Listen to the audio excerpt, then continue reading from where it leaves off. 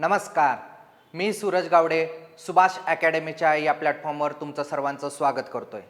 आज तुम्ही मागं पाहतच असाल, आपण एक वेगळा इनिशिएटिव्ह लॉन्च करतोय। कशासाठी? तर 2026 MPSC प्रिलिम्ससाठी, जी की आपली 31 मेला होणार आहे। पण हा इनिशिएटिव्ह का घेऊन आलोय आपण, कशासाठी घेऊन आलोय, याच्यामध्ये आपण काय काय देणार आहे, काय आहे हे स्ट्रक्चर, याबाबत आपण हा व्हिडिओ बनवत आहोत। आणि आजपासूनच तो एप्रिल एंडपर्यंत म्हणजे 30 एप्रिलपर्यंत हा आपला प्रोग्राम सुरू राहणार आहे। याच्यामध्ये आपण काय प्रोव्हाइड करणार आहोत, कुणी याला एनरोल करायचं, याचा फायदा कुणाला होणार आहे, या सर्व गोष्टी आपण आज इथे पाहणार आहोत। ठीक आहे, तर मी पहिला सर्वप्रथम माझी ओळख करून देतोय। मी सूरज गावडे, आत्तापर्यंत मी सलग 5 MPSCच्या प्रिलिम्स पास झालोय, मेन्स दिलेले आहेत आणि नुकतीच 2024मध्ये माझी राज्यसेवेमध्ये 41व्या रँकनं क्लास 1 अधिकारी यापदी निवड झालेली आहे। ठीक आहे, आता आपण हा व्हिडिओच्या ॲक्च्युअल पॉईंटला सुरुवात करूया। तर काय आहे हा प्रोग्राम आपला, काय आहे हा इनिशिएटिव्ह? राज्यसेवा प्रिलिम्स मेंटरशिप आणि गायडन्स प्रोग्राम कधीचा? तर 2026 साठीचा। 2026ची एक्झाम आपली होणार कधी आहे? 31 मेला। तुम्हाला सर्वांना माहिती आहे की 24 मेला UPSCची प्रिलिम्स आहे आणि 31 मेला काय आहे आपली MPSCची प्रिलिम्स आहे। पण एक गोष्ट लक्षात ठेवा, ह्या गोष्टीची गरज का पडते सध्या? आता 2025 पासून पॅटर्न चेंज झालेला आहे, UPSCच्या धर्तीवर मेन्सची एक्झाम आलेली आहे। पण लक्षात ठेवा, मी पुन्हा एकदा बोलतोय की लक्षात घ्या की मेन्स UPSCची झालेली आहे, UPSCचा सिलेबस सर्व कॉपी पेस्ट झालेला आहे, पण प्रिलिम्स ही MPSCचीच आहे, हे लक्षात घ्या। प्रिलिम्स ही MPSCचीच आहे। मग ती जर आपल्याला क्रॅक करायचं आहे तर आपल्याला काय करायला लागेल की MPSCला काय गरजेचं आहे ते पाहावं लागेल। म्हणजे जेव्हा आपण स्पर्धा परीक्षेमध्ये एनरोल करतो त्यावेळी आपल्याला समजतं की आपण खूप सारे एक्झाम देत असतो। ठीक आहे, ते करताना की प्रत्येक एक्झामची रिक्वायरमेंट वेगळी आहे, सरळ सेवेची वेगळी आहे, MPSCची वेगळी आहे, त्यात कंबाईनची वेगळी आहे, ग्रुप सीची वेगळी आहे, UPSCची वेगळी आहे, असिस्टंट कमांडंटची वेगळी आहे। प्रत्येक एक्झामची रिक्वायरमेंट वेगळी आहे। आपल्याला जर ती एक्झाम पास व्हायची आहे, मी द्यायचं नाही म्हणत हा, आपल्याला जर ती एक्झाम पास व्हायची आहे तर आपल्याला काय करायला लागेल, त्या एक्झामला काय रिक्वायर आहे, त्या एक्झामची काय रिक्वायरमेंट आहे, त्या एक्झामला काय हवं आहे, ती गोष्ट आपल्याला ॲक्सेप्ट करणं गरजेचं आहे किंवा ती इनकल्केट करणं गरजेचं आहे। आणि आपण चुकतो कुठं? नेमकं इथंच चुकतो। त्यामुळे काय होतंय, आपण सर्व एकत्र प्रवास करायला निघतो, एका बोटीत प्रवास करायला निघतो, पण काही लोकांना काय होतं, काही लोकांचं सिलेक्शन होतं, काही लोक मागे राहून जातात। हा जो गॅप आहे तो काय आहे, एक लक्षात घ्या, ज्यावेळी कुणाचं तर सिलेक्शन होतंय आणि आपलं तिथं होत नाही, त्यावेळी एक गोष्ट लक्षात ठेवायचं, आपला इगो बाजूला ठेवायचा आणि पहिल्यांदा विचार करायचा की मी कुठं चुकलो। त्यावेळी आपण काय करतो, नशिबाला दोष देतो, पेपरला दोष देतो, आई वडिलांना दोष देतो, आणखी कुणाला तर दोष देतो, पण दोष स्वतः घेत नाही। कारण चुका कोणाच्या झालेल्या असतात, आपल्या स्वतःच्या झालेल्या असतात। एक चूक 1 मार्क घेऊन जाते, तीच एक चूक सुधारली तर काय होईल, एक चूक सुधारली तर 1 मार्क्स पुढे जाऊ, आपण लिस्टमध्ये जाऊ, क्लास 2चं क्लास 1 होऊ, या गोष्टी तिथं होऊ शकतात। पण याच्यासाठी तुम्हाला काय पाहिजे, एका चांगल्या मेंटरची गरज आहे। आपण काय म्हणतो, जसं आपली संस्कृती, आपल्या निसर्गामध्ये पण आपण मेंटर शोधतो, पण स्पर्धा परीक्षेमध्ये एक एक्सपिरियन्स्ड मेंटर असणं खूप गरजेचं आहे। हीच बाब 2026च्या प्रिलिम्ससाठी आपण घेऊन येतोय। पुन्हा एकदा लक्षात ठेवा, प्रिलिम्स ही MPSCचीच आहे, जरी सिलेबस किंवा मेन्स ही UPSCच्या धर्तीवर गेली असेल तर। ठीक आहे, मग ह्या प्रोग्राममध्ये 2026च्या जी 31 मेला होणार आहे, तर त्याच्यामध्ये जवळजवळ आपण 150 दिवसांची स्ट्रॅटेजी आखलेली आहे। तर काय करायचं, याच्यामध्ये कसं प्लॅनिंग करायचं आहे, कोण कोण एनरोल होऊ शकतं, कुणाला याची गरज जास्त आहे, या बाबी पूर्ण मी सगळ्या इथे एक्सप्लेन करणार आहे। याच्यामध्ये आपण देतोय काय, तर पर्सनलाइज्ड गायडन्स देतोय। पर्सनलाइज्ड गायडन्स का आहे? असं नाही की आपण करणार एकच अप्रोच सर्वांना फिट होतो, असं कधीच नसतंय।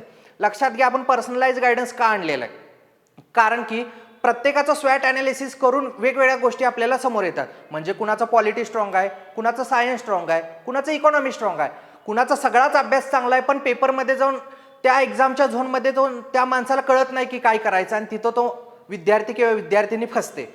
म्हणजे ही बाब तुम्हाला प्रत्येकाला जाणवली असेल की ह्या गोष्टी तुम्हाला कळल्या असतील। 50-50 येते, काय करायचं कळत नाही, मग असंच बाहेर येऊन आपल्याला कळते काय तर सिली मिस्टेक झालेले असतात, काय तर फसलेला असतोय। एक्झामच्या त्या 2 तासात आपल्याला तो पेपर अवघड वाटतोय, पण तोच पेपर आपण बाहेर येऊन सोडवला तर आपल्याला सोपा वाटतोय। ह्या गोष्टी काय होतात, काय याच्या मागची मेंटॅलिटी, या सर्व गोष्टींवर काम करून पर्सनलाइज्ड गायडन्स देणार आहे आणि त्याच्या थ्रू तुमचं रिझल्ट ओरिएंटेड अप्रोच कसं येईल, तुम्ही एक्झामच्या दृष्टीने रोज एक स्टेप, आपण याच्यावर कसं काम करतोय, आजच्यापेक्षा तुम्ही उद्या तुमच्या कॉन्फिडन्स, तुमचा परफॉर्मन्स, अभ्यास सुधारला पाहिजे, उद्यापेक्षा परवा सुधारला पाहिजे, असा 1 डे 1 अप्रोच करत आपण जातोय। याच्यामध्ये आपण टार्गेट्स देतोय, मंथली, वीकली, त्याचे ॲनालिसिस रिव्ह्यू करतोय. म्हणजे असं नाही की तुम्हाला टार्गेट्स दिलं आणि झालं आपलं काम, असं नाही. म्हणून तर आपण याला पर्सनलाइज गायडन्स म्हणतोय आणि मेंटरशिप म्हणतोय. मग याच्यामध्ये ह्या सर्व गोष्टी करत आपण डे बाय डे अप्रोचनं रोज इम्प्रूव्हमेंट करत तुम्ही तुमच्या टार्गेटपर्यंत. कसं आहे, ऑब्जेक्टिव्ह एक्झाममध्ये जशी आपल्याला माहिती आहे प्रिलिम्सची ऑब्जेक्टिव्ह आहे, UPSCची प्रिलिम्स वेगळ्या धाटणीची आहे, MPSCची प्रिलिम्स वेगळ्या धाटणीची आहे, कंबाईन वेगळ्या धाटणीची आहे. त्या प्रिलिम्सला काय गरजेचं आहे, कसं आपण तिथपर्यंत पोहोचू शकतोय, ऑब्जेक्टिव्ह एक्झामची रिक्वायरमेंट काय आहे. सेम जर आपण ऑब्जेक्टिव्ह एक्झामची रिक्वायरमेंट म्हणतोय त्याच वेळी आपल्याला ही पण गोष्ट लक्षात आली पाहिजे की ऑब्जेक्टिव्ह एक्झामला काही लिमिटेशन्स असतात.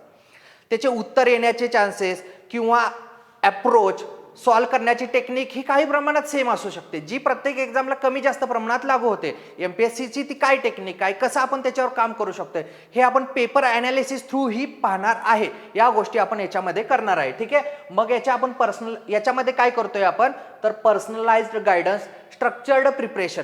म्हणजे आपण सर्व अभ्यासाला एकत्र जातोय, पण आपली जर डिरेक्शन चुकली तर आपण उचित ध्येयापर्यंत जाऊ का, तर नाही, नक्कीच नाही. की आपल्याला प्रिलिम्स काढायचे आहे, मेन्स काढायचे आहे आणि पोस्ट घ्यायचे आहे इंटरव्ह्यू देऊन. पण त्याच्यासाठी प्रिलिम्स निघणं खूप महत्त्वाचा टप्पा आहे, पहिली गोष्ट, कारण ही चाळणी परीक्षा आहे. मग त्या परीक्षांमध्ये वेगवेगळ्या आपण गोष्टीमध्ये चुकू शकतो, की सोर्समध्ये असू दे, ॲनालिसिसमध्ये असू दे, अप्रोचमध्ये असू दे, आपलं डेली रुटीन असू दे, डिरेक्शन असू दे, या सर्व गोष्टी आपण याच्या थ्रू कव्हर करून घेणार आहोत. ठीक आहे. आणि याच्यातून काय आहे, रिझल्ट 100% येणार आहे, कारण मी स्वतः या प्रोसेसमधून गेलेलो आहे. आणि मी ज्या प्रोसेसमधून गेलेलो आहे त्या प्रोसेसवर माझ्या मित्रांनाही याचा खूप मोठा फायदा झालेला आहे. तोच फायदा आपल्याला काय करायचा आहे, लार्ज स्केलला प्रोव्हाइड करायचा आहे, जेणेकरून ज्यांचा मेन्सचा अभ्यास चांगला आहे, ॲग्रीचा अभ्यास चांगला आहे, ॲग्री मेन्सचा, सिव्हिलचा अभ्यास चांगला आहे, पण प्रिलिम्समध्ये कुठं तर आपण फसतोय, तर त्या विद्यार्थ्यांसाठी ही बॅच खूप इम्पॉर्टंट किंवा महत्त्वाची ठरणार आहे. आता बघा, मी जसं सांगितलं की त्याच बाबतीत आपल्याला गरज काय आहे, की जसं प्रत्येक एक्झामची रिक्वायरमेंट असते तसं स्ट्रॅटेजी खूप महत्त्वाची आहे, कन्सिस्टन्सी महत्त्वाची आहे. आपण कन्सिस्टन्सी कसं याच्यातून करून घेणार आहे, तर डेली रिव्ह्यू सिस्टीम आपण ठेवतोय याच्यामध्ये. म्हणजे जसं आपण मंथली टार्गेट धरतोय, वीकली टार्गेट्स देतोय, तर ते झाल्यानंतर वीकली रिव्ह्यू असणार आहेत आपले. मग हा मोड ऑनलाईनही असू शकतो, ऑफलाईनही असू शकतो. ऑनलाईन झूम कॉल किंवा आपले कॉलच्या स्वरूपात करू शकतो आपण, आणि ऑफलाईन आपल्या पत्र्या मारुती चौकात पुण्यामध्ये आपली अकॅडमी आहे, सुभाष अकॅडमी, तिथं आपल्या ऑफिसमध्ये आपण हे ऑफलाईन स्वरूपात देऊ शकतोय. ठीक आहे. याच्यामध्ये ही कन्सिस्टन्सी कशी मेंटेन राहील तुम्हाला, आणि हे बघा, आम्ही तुम्हाला ही गायडन्स आणि मेंटरशिप प्रोव्हाइड करतोय, त्या बदली तुम्ही काय नॉमिनल फी पेमेंट करताय, पण ह्याचा अर्थ असा नाही की तुम्ही फी पेमेंट केली आणि सोडून दिलं, नाही. हे आपण एकमेकाला अकाउंटेबल राहणार आहे. तुम्ही तुमचा पगार मला नाही देणार, मी तुमचा पगार तुम्हाला नाही देणार, पण ह्याच्यात आपली अकाउंटेबिलिटी राहणं खूप गरजेचं आहे, कारण आपण एक ध्येय घेऊन सोबत चाललोय. त्याच्यासाठी कन्सिस्टन्सी मेंटेन राहावी, एकमेकाला अकाउंटेबल राहावं. फक्त कशाच्या स्वरूपात, अभ्यासाच्या स्वरूपात. ही बाब खूप महत्त्वाची आहे आणि ही बाब आपण या थ्रू करून घेतोय. राईट गायडन्स असेल तर आपण उचित ध्येयापर्यंत नक्कीच पोहोचणार, याच्यामध्ये आपल्याला कोणतीही शंका वाटत नाही. बघा, मी जसं सांगितलं की 1 to 1 मेंटरशिप आहे, की आपल्याला त्याच्यातून चुका कळतील. एक चूक एक मार्क, एक चूक एक. चुका सुधारण्यासाठी त्या चुका कळणं गरजेचं आहे, पण त्या चुका कळण्यासाठी त्या चुका होत आहेत हे तर कुणी सांगायला पाहिजे. त्यासाठीच आम्ही येतोय. आम्ही ह्या चुका तुमच्या ॲनालिसिस करून आम्हाला लगेच समजेल की काय चुका आहेत. तुम्ही समजा एक पेपर सोडवताय, पेपर सोडवल्यानंतर तुम्ही घेऊन या, सब्जेक्ट वाईज ॲनालिसिस करणार आहे आपण. मग त्याच्यामध्ये आपल्याला समजेल की XYZ हा मॅथ्समध्ये वीक आहे, किंवा CSAT सोडा, पॉलिटीला वीक आहे. मग पॉलिटी कसा इनपुट आउटपुटवर आपण याच्यामध्ये काम करणार आहे. मग जॉग्राफीला वीक आहे, मग जॉग्राफीमध्ये करायचं काय आहे, या सर्व बाबी आपण याच्या थ्रू पाहणार आहे, आणि त्याच्या थ्रू तुमची डेली इम्प्रूव्हमेंट होऊन प्रिलिम्सपर्यंत कसं योग्य पद्धतीने जाता येईल याबाबत आपण इथं पाहणार आहोत. हार्डवर्क. आता बघा, कष्ट कुणाला चुकलं नाही, कष्ट करणं कंपल्सरी आहे, पण डॉंकी वर्क करण्यापेक्षा स्मार्ट वर्क झालं तर ते कष्ट आपल्याला रिझल्ट ओरिएंटेड अप्रोचवर घेऊन जातं, आपल्याला योग्य पद्धतीचा रिझल्ट घेऊन जातं. तर याच्यामध्ये आपण स्मार्ट वर्कवर काम करणार आहे, आणि डिरेक्शन योग्य कशी राहील आणि तुमची प्रिपरेशन योग्य कशी होईल याच्यावर आपण तिथं काम करणार आहे. जसं मी सांगितलं की योग्य आपला स्टडी प्लॅन असणं गरजेचं आहे. लक्षात घ्या, आपल्या चुका कुठं होत आहेत लक्षात घ्या. आपण सर्व प्लॅनिंग करतो, पण आपलं प्लॅन कुठं असतं, डोक्यात.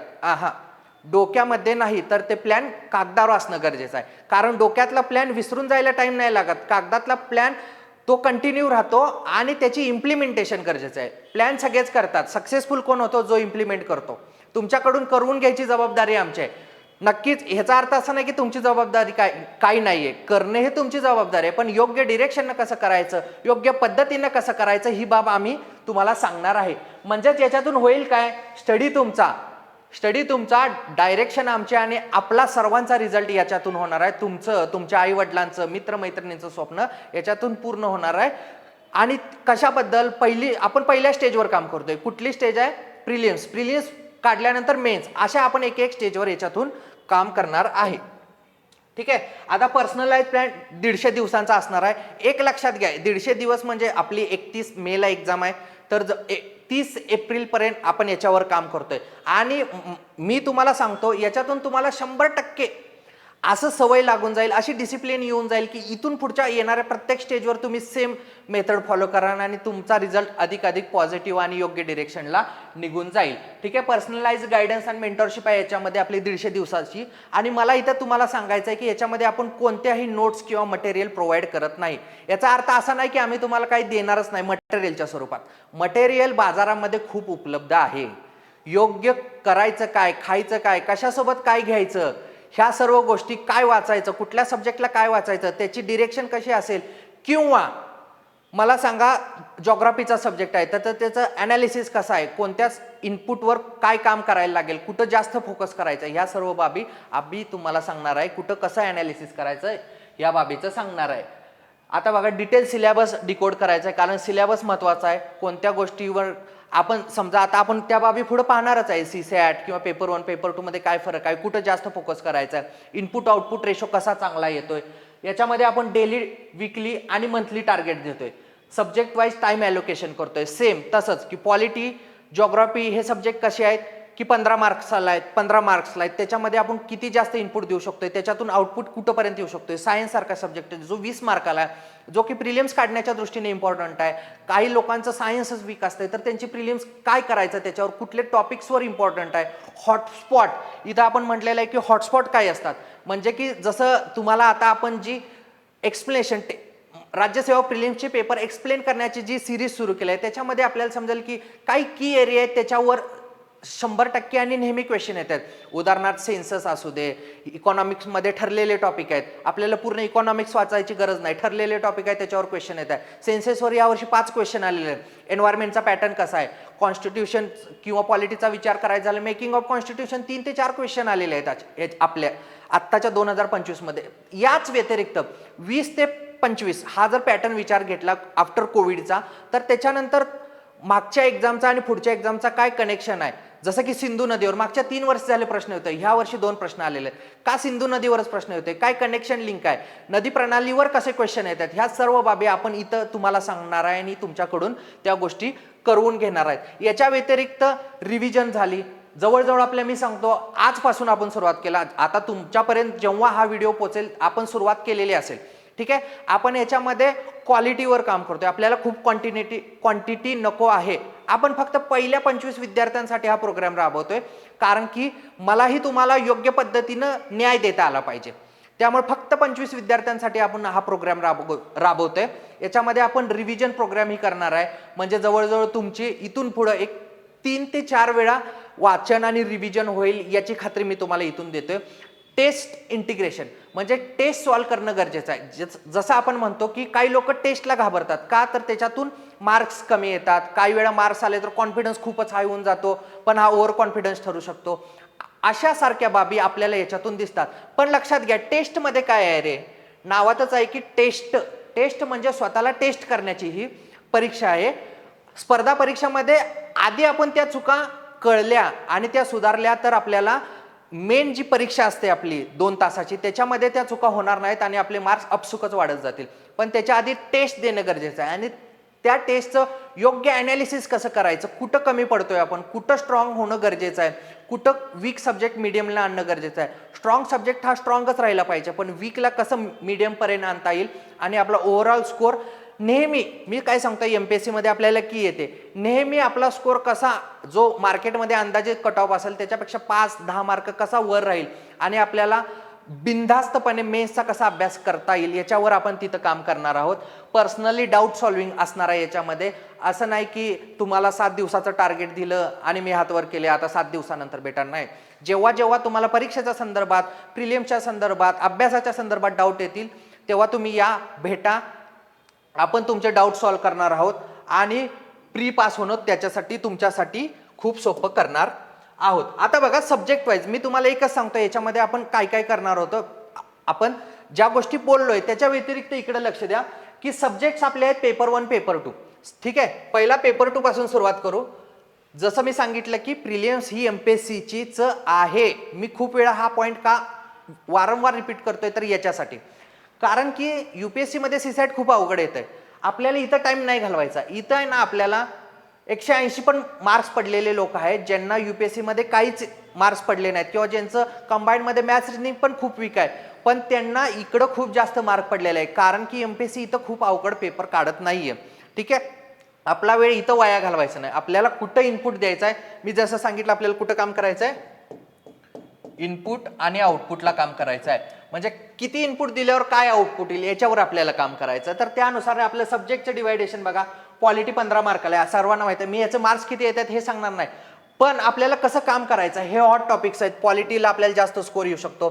ठीक आहे, त्याच्यामध्ये काय डिवायडेशन आहे, पंचायत राजवर किती क्वेश्चन येतात किंवा मेकिंग ऑफ कॉन्स्टिट्यूशनवर कसे क्वेश्चन आहेत, ह्या बाबी आपल्याला इथून पाहायच्या आहेत. आता हिस्ट्रीचा विचार करायचा झाला तर हिस्ट्रीमध्ये बघा एन्शंट आहे, मिडेवल आहे, महाराष्ट्र आहे, महाराष्ट्र समाज सुधारक आहे आणि मॉडर्न इंडिया. इतके सारे टॉपिक आहेत, पण त्याच्या सब्जेक्टचं डिवायडेशन कसं आहे तर मॉडर्न इंडियाचा विचार करायचा झाला तर 3 ते 4 क्वेश्चन येतात. महाराष्ट्र आणि महाराष्ट्र हिस्ट्री आणि समाज सुधारकांचा विचार करायचा झाला तर 3 ते 4 क्वेश्चन येतात.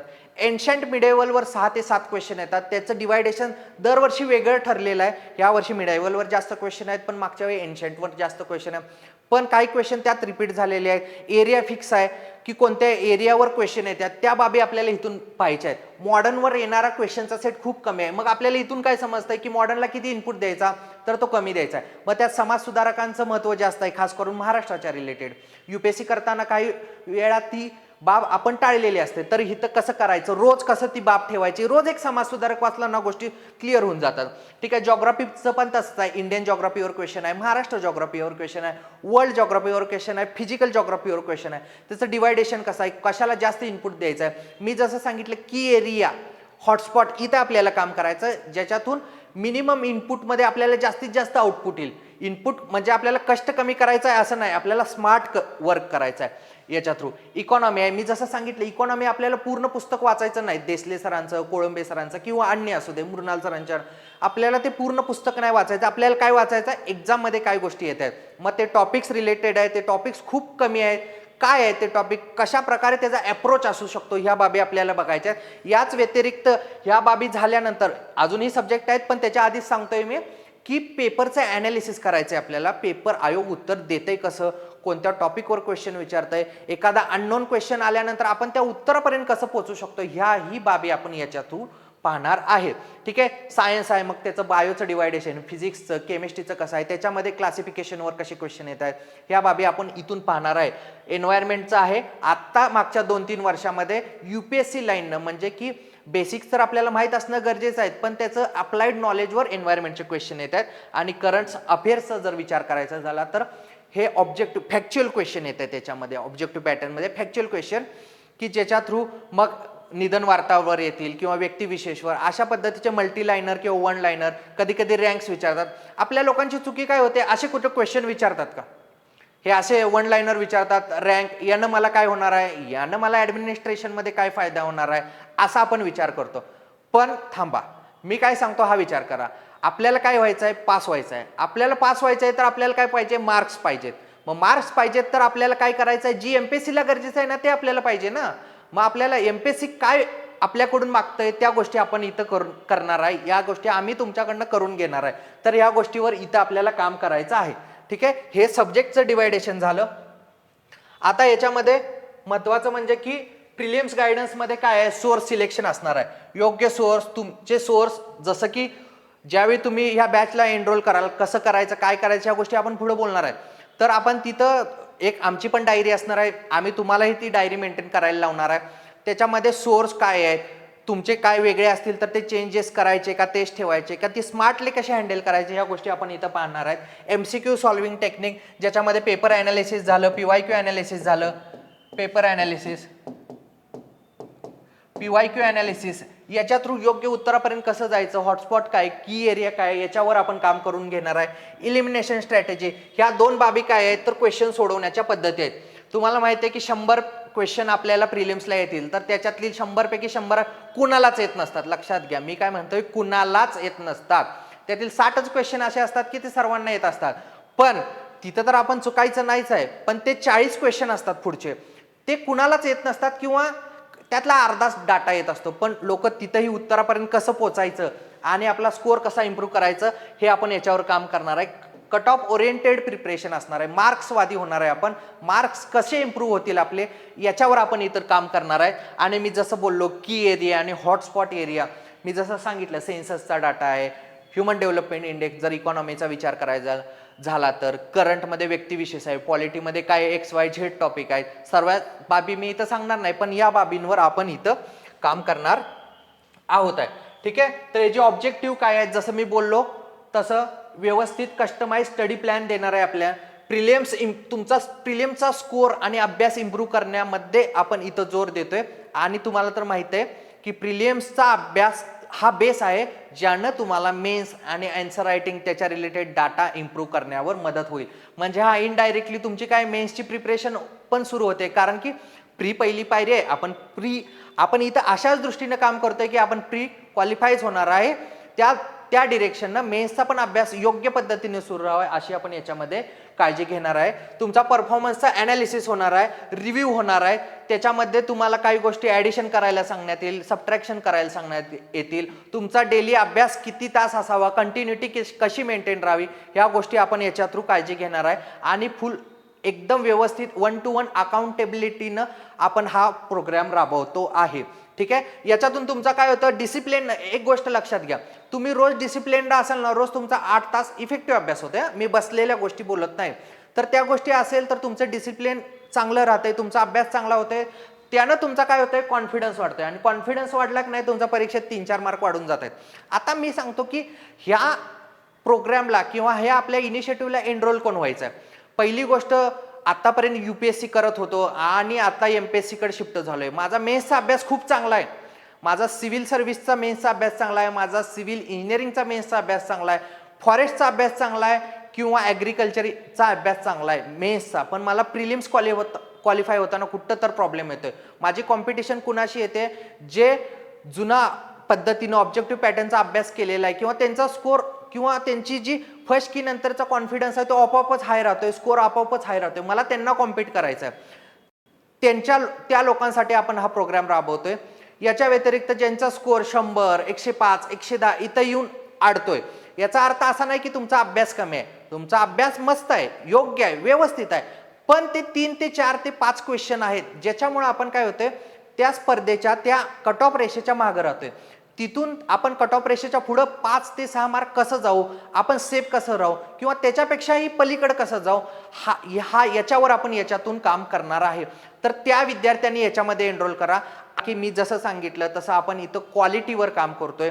जितके आपण विद्यार्थी घेऊ तितक्यांची प्री काढण्याची जबाबदारी आपण याच्यावर घेतोय. कसं तुम्हाला योग्य डिरेक्शनवर घेऊन जाऊ आणि तुम्हाला तुमच्या भविष्यामध्ये अभ्यासाची एक योग्य मेथड कशी आत्मसात करता येईल याच्यावर आपण याच्यामध्ये काम करतोय. आणि याच्यामुळे काय होणार आहे, आपले फायनल सिलेक्शनचे चान्सेस तर वाढणारच आहेत. आता बघा, तुम्हाला जर याच्यामध्ये ही सर्व झाली आपली दिशा किंवा आपल्याला काय करायचं आहे इथून पुढचे 150 दिवस 30 एप्रिल पर्यंत. जसं मी सांगितलं, आपण कोणतेही मटेरियल प्रोव्हाइड नाही करणार, पण आपण जे पण मटेरियल देणार आहे ते बौद्धिक स्वरूपात असेल सगळे. तुम्हाला तुमच्या पुढच्या प्रिपरेशनमध्ये याचा 100% फायदा होईल याची गॅरंटी मी तुम्हाला देतोय. माहिती आहे की तुम्हाला याच्या व्यतिरिक्त पण काही डाऊट असू शकतात, तर ते डाऊट सॉल्व्ह कसं करायचं, आपला हा नंबर आहे ऑफिसचा, या नंबरवर कॉल करा. तुम्हाला काय डाऊट्स असतील, हा प्रोग्राम कसा राहणार आहे, आपण काय केलं पाहिजे, एनरोल कसं करायचं, या बाबी तुम्हाला इथून कळतील. या व्यतिरिक्त काही डाऊट असतील तर या ऑफिसला भेटा, बोलू आणि तुम्हाला तो डाऊट क्लिअर होईल. ठीक आहे, आता आपल्याला हे ऑनलाईन स्वरूपातही असणार आहे आणि ऑफलाईन स्वरूपातही असणार आहे. काय घ्यायचं, कसं घ्यायचं, ते मेथड कशी असणार आहे, त्या सर्व बाबी आपण डिस्कस केलेल्या आहेत. सुभाष अकॅडमीचं आपलं ॲप आहे, त्याच्यावर जा आणि आपला प्रिलियम्स गायडन्स आणि मेंटॉरशिपचा जो कोर्स असेल तो एनरोल करा. फी आहे ज्याची 6,000. आता तुम्ही या फीकडे बघू नका की 6,000 फी आहे का. लक्षात घ्या, इथून हा 150 दिवसाचा प्रोग्राम असणार आहे. याच्यामध्ये तुमची स्वतःची इम्प्रूव्हमेंट 100% होणार आहे, याची गॅरंटी माझी आहे. तर त्या इम्प्रूव्हमेंटसाठी ह्या फीचा न विचार करता 150 दिवस आहेत. ही बाब आपल्याला योग्य पद्धतीने कसे पुढे घेऊन जाता येईल आणि स्वतःची डे बाय डे डेव्हलपमेंट होऊन आपलं जे उचित आपल्या आईवडिलांचं मित्रमैत्रिणीचं उचित टार्गेट आहे ते कसं पूर्ण करता येईल याच्यावर आपण काम करूया. ठीक आहे. तोपर्यंत सर्वांना खूप खूप परीक्षेसाठी शुभेच्छा. All the very best. Thank you.